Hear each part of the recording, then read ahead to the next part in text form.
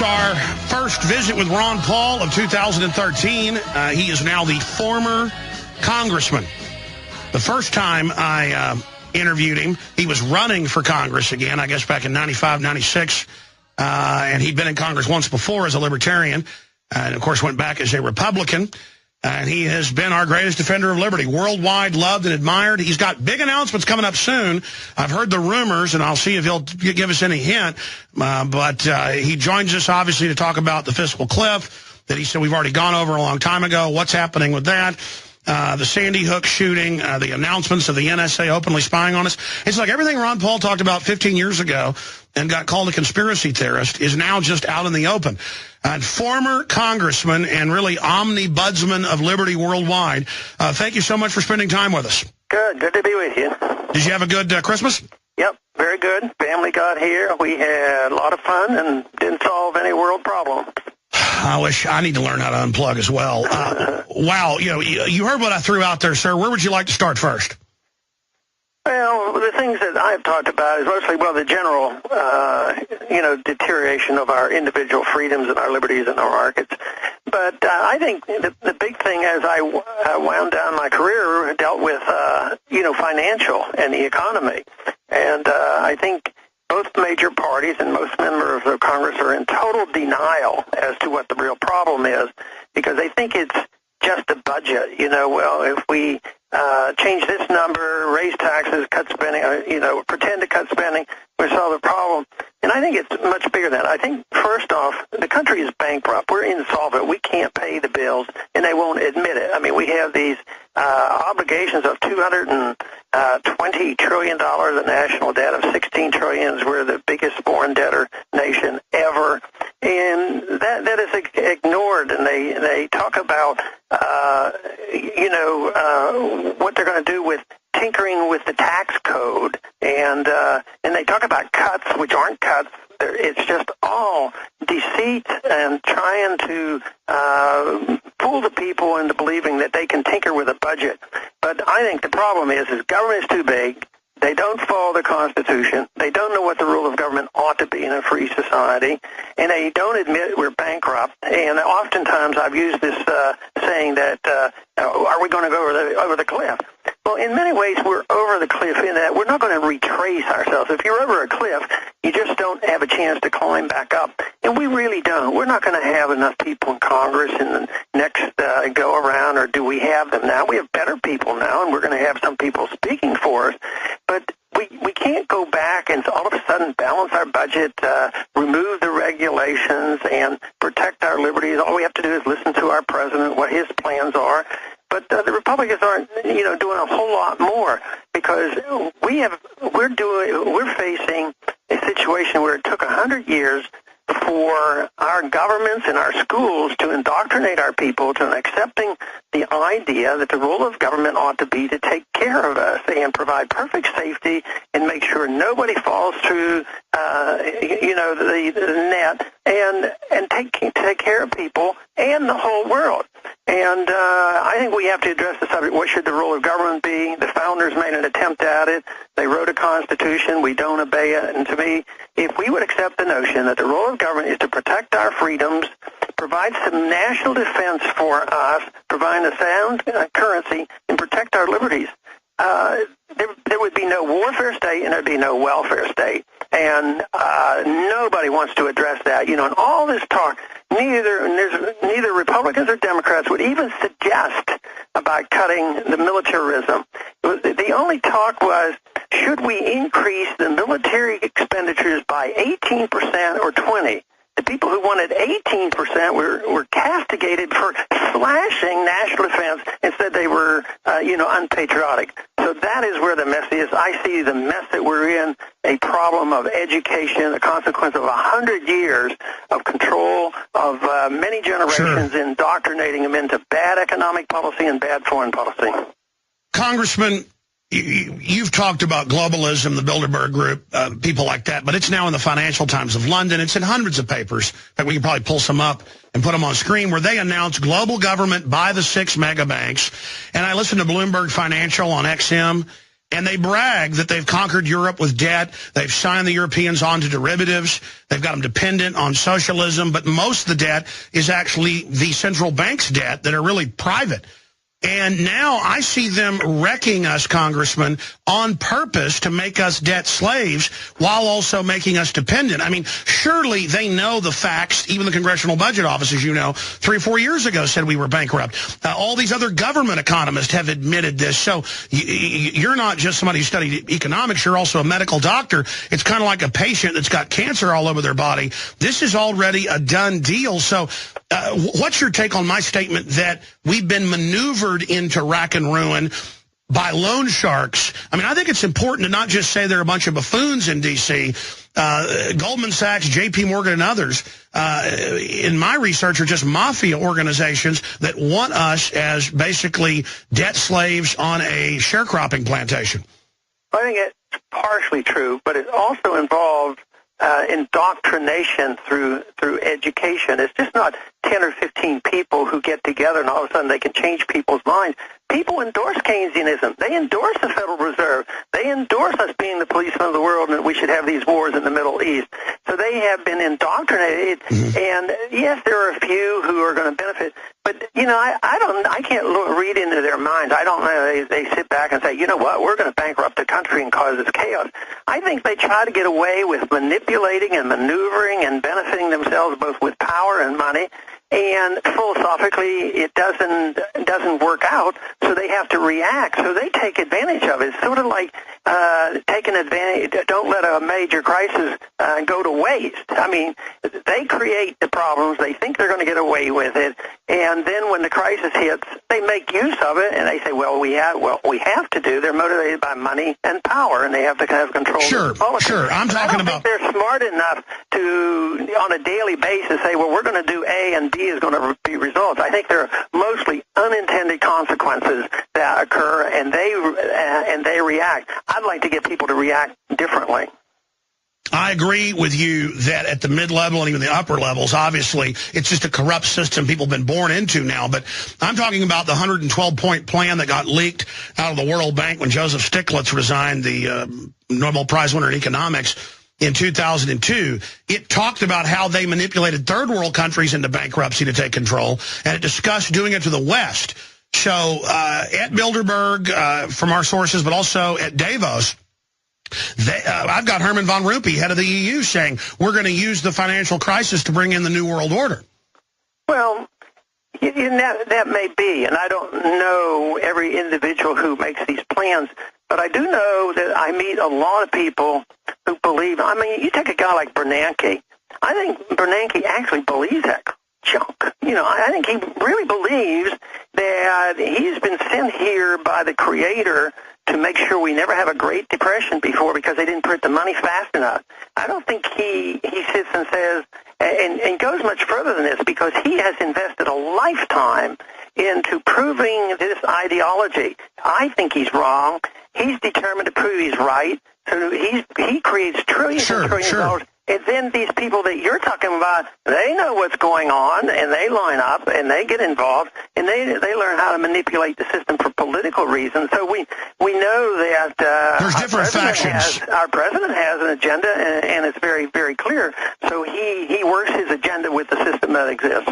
I agree with you. There's different factions who only care about themselves, and together the perfect storm. But you're saying he thinks he's right, you think you're right. Sir, I watched a speech that's in our film Matrix of Evil you gave in 2003 at McKinney Ruff's right outside Austin, here in South Austin, and you laid out everything that was going to happen, how they'd use the drones here, how they'd have the NSA spy on us, how they would use the Patriot Act on the citizens, how when they collapse things, they would use that to take full control, how the derivatives bubble would work. I mean, it's like you're a prophet, but you're not. You were in there in the committees. You've studied history. You know what was going to happen. You said the stimulus wouldn't work. You said all these things wouldn't work. You said that the Republicans would vote to raise taxes. $1 of cuts for every 41 in spending increases. 77% of Americans with tax increases on payroll. I mean, it's like the lying and... What's happened is we've been eased into this tyranny, and so now you're here saying, well, we'll see who's going to be proven right. You've been proven right, Congressman. Toot your own horn. Yeah. Well, I will keep tooting my horn about what I believe in, because I think there are those who do exactly what you're talking about. I remember very clearly George Bush Sr., when the WTO came in, and you say that now so much of these plans are out in the open, and I think George Bush put them out in the open when he said, I saw a major ad, I think it was in the New York Times or something, that we put on the third leg of the New World Order. Before that, you couldn't say New World Order out loud, or you were a complete idiot or a nut job. But he put it out, and he says, we have it. Now we have the WTO, we have the IMF, and we have the World Bank. And I think, yes, but they have a philosophic belief that world government is good. And some of them believe it because they think world government, just like world communism, is good. And some people who joined communism, they were sincere. They thought it was good. But others are driven by power. They're driven by wealth and control, and they're psychopathic, and they want to use force against people. So I think they feed on each other is what I think happens. But I think but all governments reflect popular opinion. And No, I agree with you. I've heard you say over and over again, this is happening because we become lazy, decadent slobs. I work some days 18 hours a day, but I'll be honest. Compared to my dad or somebody like his dad who grew up on farms, they enjoy working. They can fix anything. My dad, I call him at 3 in the morning and he'll come help me. And I worry because, I'm a shadow of my dad. He's a shadow of his dad. I'm not teaching my kids to work that hard. Like I think we really are degenerating. And I'm not romanticizing old timers. I just know that people used to be closer to the ground, more street smart, and harder working, more independent, and not as decadent. And there is a feedback loop of decadence now that's almost impossible to escape. Well, I know exactly what you're talking about. I would agree with you to a great deal, but I also look for the positive things, because if I look at the young people that come out for my rallies, I see young people who are very dedicated, they're very principled, they're idealistic, and they're now decadent when it comes to computers and the Internet. They're pretty darn smart. And I don't know the technology, but I know how valuable it is, and I'm able to use it and get other people to help me.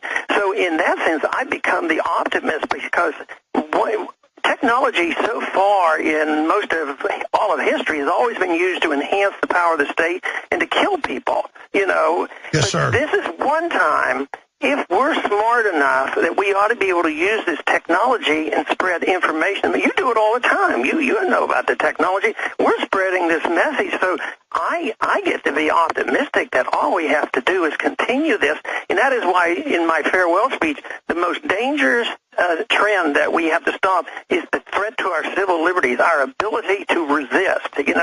What are these people, how many people are going to be arrested, and put in secret prisons, and how often are we going to be able to maintain our First Amendment rights and our Second Amendment rights? It's the protection of civil liberties that's most important.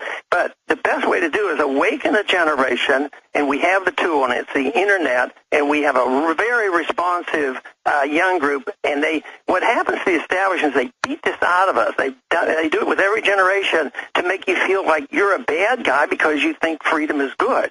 Now, our job, and we have these tools, is to make sure that this whole new generation knows that freedom, their instincts are right. We're all natural believers in liberty. We're all libertarian in the sense that we want to be left alone, but it's beaten out of us by our system, the movies, the schools, the government, all of these things.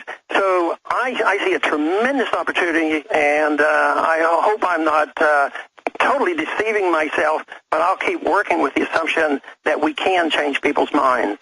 Yes, sir. And to be clear, I was speaking in generalities like you did in your powerful farewell address from Congress that's gone so viral out there, thank God, thanks to DrudgeReport.com and other big sites that posted it, millions and millions of views just on the Internet alone, that obviously there are the liberty-loving people who are a growing minority. But it's pretty much the wheat from the chaff. People are either getting totally mind-blown and accepting any level of corruption, or they're getting more and more active. And we have to take heart, as you've said, 5% started and won the Revolutionary War. Well, we're trying to win an info war. We've got more like 25, 30% now that are awake. All we've got to do is wake up others, and then we're going to take the country back. And so there's a race by the authoritarians to take over, but there's good factions, and people need to know that. Yeah, you're absolutely right. And the thing that's on our side is not only has our message grown in popularity and we've been able to spread it, but the opportunity is the absolute failure of their system. Communism, you don't hear people come out and say, I'm a communist, so I think the communism is going to take over the world. Communism failed. It fell apart. The Soviet system doesn't exist. But Keynesianism, the planned economy, welfareism, inflationism, it's failing. It's failed over and over again, and they keep saying capitalism has failed. No, crony. Well, that's a big challenge. We have to make sure that we don't get blamed. It isn't capitalism that failed. They haven't ever really even tried total free markets, and that's what we should force on them. I agree with you. Moving quickly through other points, campaignforliberty.org. I've been told, a little bit here, a little bit there from different folks, you've got 3 big things that are going to be announced soon. A, can you give us any sneak peek? And B, when will this announcement come, Ron Paul? Well, there are a lot of things I've been talking about and planning for. They're not quite ready, but there's a possibility I'll be able to do some type of programming, on the internet, not on regular TV. And if that works out, I think we can get a big audience for what we're doing. I'm going to be very interested in promoting homeschooling because I talk about education all the time, and I think the public school system is failing. And, it isn't the rich people that are taking their kids, doing the homeschooling, but I think average people and even poor people can salvage their children from the system by homeschooling. And I'm also going to be touring the colleges. Soon I will be starting that, so I'll continue to do that. So I have a lot of things that I can do, but they're not all firm yet. That's right, but I heard about a Ron Paul theatrical release, Ron Paul TV, and something else I heard is being planned. What is that? Well, I want to make sure, little birds tell me this and that, but I keep my ear to the ground. All I know is very exciting. And I'm not taking this moment to bash Glenn Beck. I've tried to be nice to him, but he says he's now the leader of the libertarian movement. Yes, I saw that. I'll have to check him out. I wonder what he believes in. Yeah, because he told me that your supporters 4 years ago were going to blow us up with bombs and that we did Oklahoma City. And then he keeps, saying that we shouldn't get in the government's face. My only deal with Glenn Beck is he says I'm dangerous and basically shouldn't be on the air. Piers Morgan basically says that as well. And then now he tells me that he's my leader. And then he's now going to become Ron Paul and Alex Jones, I guess, mixed. Do you have any comments on that? Not too much, because I don't know exactly what he's talking about. All I can do is speak for myself on what I believe in and what I'm trying to do. And I've been pretty much upfront on, what the principles are and which direction we should go and effort. I think I do one thing differently than others, and that is I try to stick to, ideas rather than personalities. And, of course, we've already mentioned the president, and I mentioned George Bush. But over the years, I basically don't attack the individuals. I don't generally attack Bernanke. Sure, but you did call him a demagogue when he said that your supporters wanted to blow up buildings. Yeah, that's for sure. But generally speaking, I don't do the personality thing. That doesn't mean that. Matter of fact, if you do the personality thing, you get a lot more attention. But I don't want it to distract. If people they'll try to entice me to say, "What should we do with Bernanke? How should we punish him?" No, remember sure. What our governor said that we should do with him. I might agree with it. I might even say things along that way. But most of the time, I'll go and say, "It's the system. It's the system of the Federal Reserve." No. I agree. And that is what I want to concentrate. Some people will concentrate on different things. They'll have different tactics and different viewpoints, and I think that's fine. No. Listen, I think Glenn Beck does a lot of great work and has gotten better and better. He is just systematically. I don't infight. You'll never hear my show talking about other people that are in the liberty movement. He just routinely says he said I made up the 1.6 billion bullets, even though that's AP Reuters direct federal purchases. I'm making up the police state. I'm making up NSA spying. Your supporters want to blow buildings up. He is trying to gatekeep, and I'm just warning you that unless you join with Sauron, Dr. Paul, he's gonna stab you in the back. And I'm only saying that like kind of like a chart when you're coming into a bay in a boat. I'm just marking the chart, Dr. Paul. But you're a smart guy, you know that. We've only got about 6-7 minutes left. In closing, Sandy Hook and now the Feinstein bill and others to make us physically turn them in, not just go back and re-register with the ATF at their pleasure. Now they want to just open where they decide, law-abiding citizens turning their guns in. What is your take on that, and are you concerned about a purge or persecution of gun owners? Well, I'm concerned about their inconsistency. They want to get rid of guns because somebody used a gun and did some violence. But we all know that more people are getting killed with hammers and fists and knives. So they're not very consistent. They see an opportunity. They want to get rid of the guns. Some people believe they're dangerous and want to get rid of them, and other people want to get rid of them because they know that guns can resist the government tyranny, and some people like the idea that governments become tyrants and they should run things. As long as the government kills children, it's okay, so they want to protect that. You know, all that scandal and outcry, which much of it was justified, seeing kids getting killed, is a horror. But at the same time, how about those people who are saying, okay, this is an excuse to take away the rights of people who use guns to defend their family? How many of them are shouting and screaming about the children that our drones are killing on a daily basis? Because they're Muslim kids in different color and they're overseas and nobody has to line them up and shoot them. We can do it by directing drones from this country. That doesn't even count. So that's what their whole goal is to distract us from some of the horrors that governments perpetuate and the way they destroy our liberties, and they perpetuate the violence. I mean, compared to the violence that governments have perpetuated on the people versus what the people do to each other, there's no contest. Historically, government's the number one killer, as you know. University studies out of Hawaii and others, 292 million people killed in the 20th century, non-military combatants. We have a red alert, sir, that just came out while you were on with us. DrudgeReport.com, Weekly Standard, AP, you name it. Obama White House threatens executive action to physically confiscate the firearms. Biden has now given a speech, sir. They've got a bunch of state reps and federal reps. I've literally got over 10 articles. They're all calling for executive orders. And Obama is saying now that he'll do everything in his power, including executive orders. Ladies and gentlemen, this is what we feared. Congressman, constitutionally, that's beyond a constitutional crisis. As a constitutional expert, sir, if he signs an order ordering we turn in our guns, what does that mean? Well, it should go without saying that he's gone way too far. It also should go without saying that he's acting with the use of illegal violence, and he becomes the violent person to say that if you don't, and this is not new. He's been doing this, environmental regulation. If Congress moves too slowly, well, I'll write an executive order. But he didn't invent the executive order and the signing orders.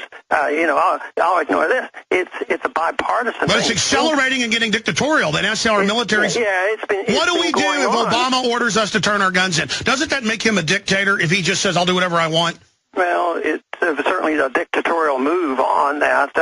If the American people had been a little bit better versed, maybe they wouldn't have reelected him. So I do not say that he is a dictator like some of the 20th century dictators that killed 290 million people. But these are dictatorial moves. They're very, very dangerous. And people say to me, why are you worried about, the military arresting American citizens, National Defense Authorization Act? Because only one or two people were involved. Yeah, but the principle is 100%. When you establish a principle. So what he's doing is perpetuating a principle of putting more power into the presidency, and it's very, very dangerous. Setting the precedent under NDAA. We're almost out of time. Sir, will you turn in your semi-autos? Well, I might not even have anything to turn in for that purpose, but I don't think the American people will. I've always assumed that the line in the sand may well be drawn. If the federal agent marches in unannounced and they say, well, give me your gun and give me your gold, I don't think we'll do that, calmly. I think the American people will highly resent it and resist. So you think I was right then telling Piers Morgan if they try to confiscate the guns, it will start 1776 Part 2?